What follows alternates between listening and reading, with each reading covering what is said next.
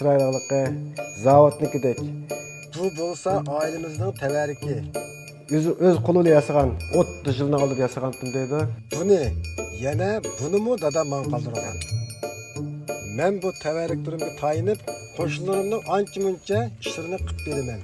Asımcımıku. İsmimni qiziqarliq chaqirgan bu qiz bo'lsa Xolidam. Bugun u menga sho'xlarini sho'xli qiyomat qildirmoqchi. 100 kilo pomidorni bir vaqtda 5 minutda chiqarib bo'lamiz. Mana bu yerdan tushdi. Mana ma'lumotdan tushdi. Odatda cho'ngini ishlatdik. Lekin bugun kichkini ishlatamiz.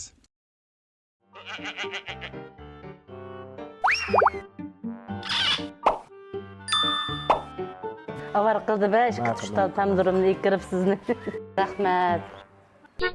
Ondan imom o'zining ko'chma dukkanini haydab keldi. Aslida bu ish bir yo'g'on tish uchun qanday qilib molni chiqroq qilish uchun qanday qilsak bo'ladi? Buning miyani ko'taradigan, tushiradigan qiyin bo'ladi. Men bir o'zgartirishni kirgizib beraydi.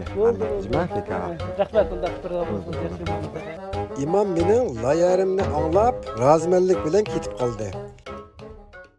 Olimja yana o'zining go'hrini ilib, o't cho'p bilan to'pisini ayirib bersangiz deb keldi.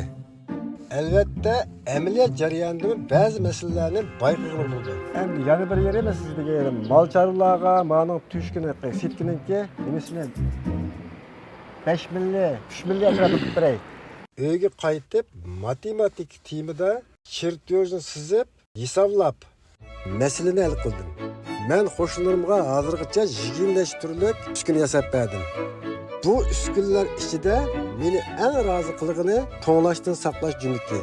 Hozir qadar men 8 turlik patentga erishib qolmay, yana nihoyatda cho'ng bir atoqqa erishdim.